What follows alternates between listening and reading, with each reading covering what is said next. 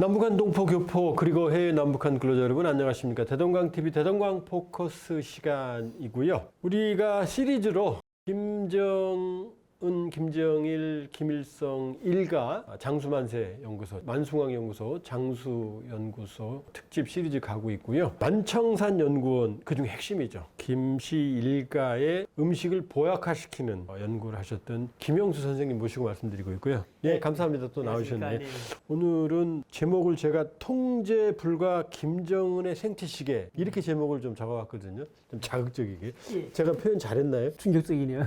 제가 보기에 김일성은 82세, 김정일은 69세인데 김정은은 제가 보기에 69세도 그 근처도 못 갈 거라고 상식적으로 판단하거든요. 저는 김일성, 김정일 때까지는 연구소에 있었지만은 김정은은 제가 연구소에 있을 땐 없던 인물인데 그렇죠. 저희가 말씀드리고 싶은 거는 지금 김정일의 나이를 봤을 때 그 당시 그 나이 때의 김일성과 김정일을 보면 될 겁니다. 그렇죠. 네, 지금의 김정은의 나이면 김일성이 아마 6.25 남침전쟁 일으키기 그 전후가 될 것 같습니다. 거의. 예. 그때를 놓고 보면 김정일은 완전히 왕성했고 저렇게 뭐 쩔룩거리거나 이런 것도 없었고 비만도 없었고 김정일도 그렇지 않습니까? 그 나이를 비교해봤을 때는 벌써 김정은이가 지금 나이로서는 아주 이제 선대들 할아버지나 아버지보다도 더 노화가 촉진됐다는 걸 말할 수 있어요. 김정은의 각종 여러 가지 조직 기관들의 나이는 또 엄청 노후됐다고 볼 수가 있는 거죠. 그러면 지금 재밌는 주제인데 선생님이 보시기에 김일성의 40대 보다 김정일의 40대가 더 건강이 나빴을 거라고 추정하시나요? 그렇게 보여집니다.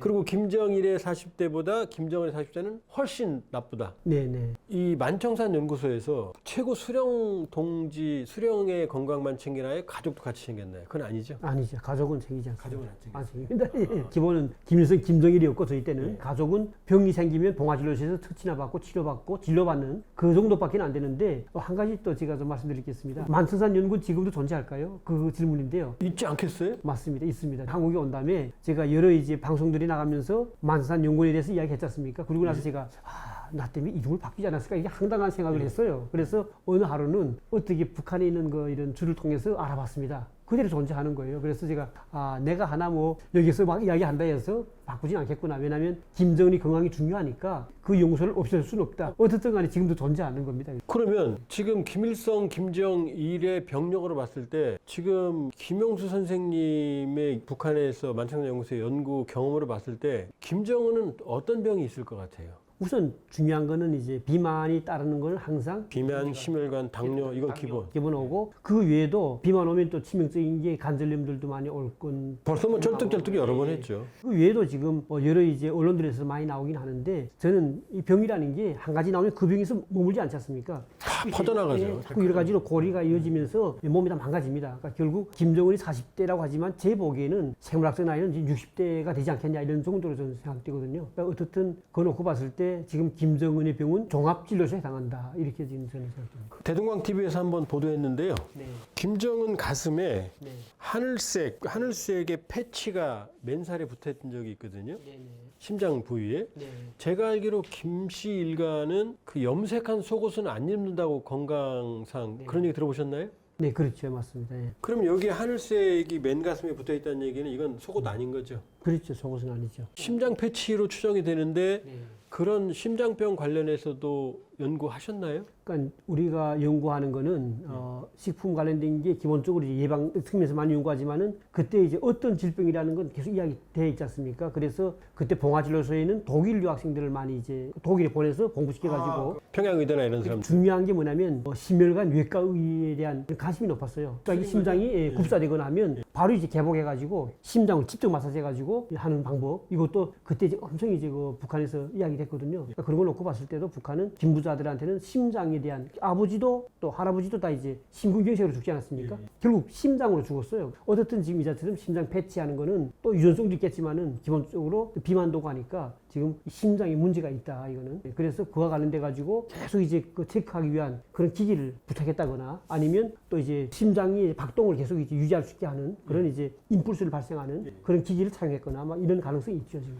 김일성은 이게 목에 동양이 있었잖아요. 김정일은 없었죠. 없었습니다. 근데 김정은은 그런 징후들이 좀 몇 년 전에도 봤는데 지금 더 커진 것 같습니다. 그 김일성은 왜 포기했어요? 이 혹되는 걸? 그게 이제 점점 커지다가 그때 제가 대학 다니다가 그다음에 연구원 있을 때인데 북한이 이제 외국에서 대통령들 오게 되면 국가 수반에 오게 되면 일회 행사를 하지 않습니까? 그러면 무게차죠, 무게차. 그게 이제 김일성과 이제 외국 수반이 같이 갈 때 우리는 항상 그래서 만세 하는데 보면 이게 보이는 거예요. 근데 점점 계속 커지긴 커지더라고요. 근데 악성 같지는 않은데 너무 커지다 보니까 그걸 아마 떼는 문제를 가지고 아마 이야기 됐다고 합니다. 그 안에서. 벌써 죽었고. 예, 죽었죠. 그 악성은 아니지만은 근데도 그게 양성치고는 꽤 빨리 컸습니다. 그게 그때 볼 때는 정말 너무도 커가지고 저건 떼지 못하나 이렇게 생각했는데 그때 이제 연구원 있을 때 그때 우리 조용히 암암리 하는 소리가 저걸 떼면 오히려 더 이제 자극돼가지고 양성에서 악성으로 번질 수 있기 때문에 그걸 그대로 놔둘 수밖에 없다 이런 이야기. 그 만정산 연구소 계실 때 김씨 일가 생체 정보도 있었나요? 머리카락이나 피부나 이런. 그런 정보를 절대로 주지 않습니다. 예, 왜냐하면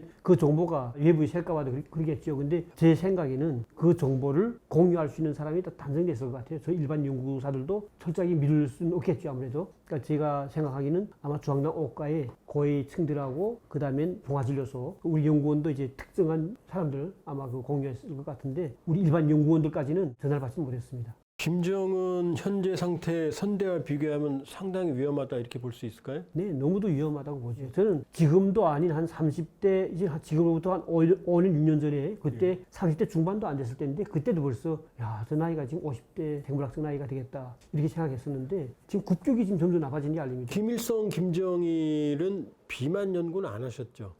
했죠. 아, 그때도 비만 많이 연구 했어요. 했어요? 아. 비만 연구 했는데 중요한 거는 유전적으로 이제 먹으면 섭취가 잘 돼가지고 비만이 오는 사람들 있잖아요. 그런 계열이 있는 사람이죠, 그 가족이. 그러다 보니까 김일성도 이제 비만했었고 김정일은 키가 작은데 비만하다 보니까 정말 그때는 한마디로 그저 표현한 게 올챙이 배 같은 그렇게 이제 볼록 난 상태였잖아요. 비만 왔었죠. 그러다가 마지막에 죽기 전에는 질병하고 이제 풍도 만나고 여러 가지 질병 때문에 완전히 이제 취약해져가지고 죽었는데 근데 지금 김정은은 아마 김일성보다 더 비만한 상태 아니겠습니까 지금? 김정일이 김일성보다는 덜 비만이었죠. 그랬죠, 맞습니다. 근데 김정은은 지금 할아버지보다 더 김일성은 키가 좀 컸잖아요. 컸죠.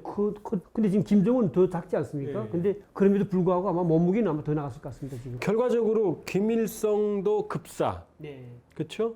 매왕산 특각이었다. 예, 맞습니다. 그 다음에 김정일은 기차 안에서 급사. 말은 그렇게 나오죠. 그러면 지금 이 가족력으로 봤을 때 김정은도 누워있다 죽지는 않을 것 같은데요? 김정은도 이제 아마 죽으면 굽사하는 게 아마 저 미사일 쏘는 데가 굽사하지 않겠습니까? 좋아서. 아. 어쨌든 수명이 지금 제 생각에도 아마 아버지보다도 더 이제 빨리 운명할 수 있는 그런 이제 체질적인 또 생물학적인 그런 지금 현재 그 상황이라고 그렇게 보여집니다. 네, 누가 봐도 김정은 뭐 대동강 TV에서도 그런 적 있고요. 예, 오늘 이제 세 번 시리즈 마지막 시간인데요. 자, 지금 말씀하실 때 지금 선대보다 계속 수명은 줄고 있고 건강도 더 악화되고 있는 상황인데, 근데 지금 음주, 흡연 이런 게 거의 폭주 기간차처럼 전혀 못 막고 있는 것 같아요. 그러면 아주 위험하다고 보실 것 같고, 지금 마지막으로 지금 만정산 연구소가 지금 위키백과에 보면은 더 규모가 선생님 계실 때보다 커진 걸로 보여지는데 핵심적으로 뭘 연구하고 있을 것 같으세요? 지금 과거의 경험으로 봤을 때 가장 중점을 두는 부분이. 제 생각에는 가장 중점이라고 할 수 있는 것은 우선 지금 세계 연구소 중에서 만성산 연구원이 첨단 이제 과학기술 연구로 포커스 맞췄기 때문에 가장 첨단입니까? 네네. 연구소 세계 중에서 제일 뒤늦게 나왔어요. 아, 마지막에. 네. 그러다 보니까 그때 장비들도 이제 첨단 설비를 다 갖췄었고 그리고 제가 연구원 있을 때하고 지금 제가 한국 와서 연구소에서 근무하면서 보면 지금 설비는 우리 그 당시 연구원이 가지고 있던 설비가 지금도 한국이 못지않게 그 정도예요? 예, 그랬습니다. 2009년에 오셨잖아요. 그 전에 90년대에도 그렇게 장비들 다 좋았습니다. 예, 그런 거 놓고 봤을 때는 지금 현재 북한의 만성산 연구원은 김정은을 위해서라도 지금 더 엄청나게 지금 첨단 생물학적인 측면 모든 것을 프로그램화 해가지고 이제는 한마디로 4차 산업의 시대에 맞는 그런 이제 걸맞는 그런 수준으로 지금 끌어올릴 것 같습니다. 정가히 말씀드리면 북한의 만성산 연구원은 학위론문도 비공개입니다.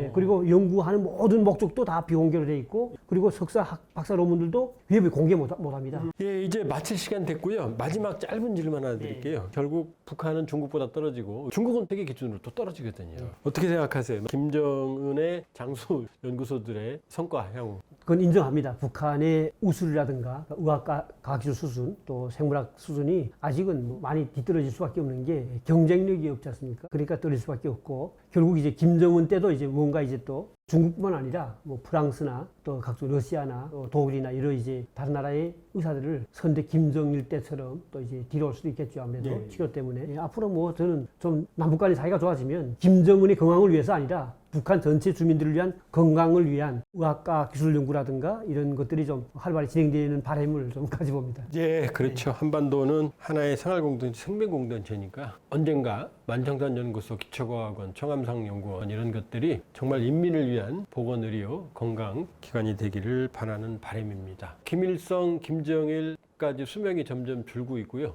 김정은 위원장도 저렇게 폭주한다면 그 미래는 불확실하다는 게 선생님 말씀이셨던 것 같습니다. 감사드리고요. 대동강 포커스 마치겠습니다. 좋아요, 구독, 알람 부탁드립니다.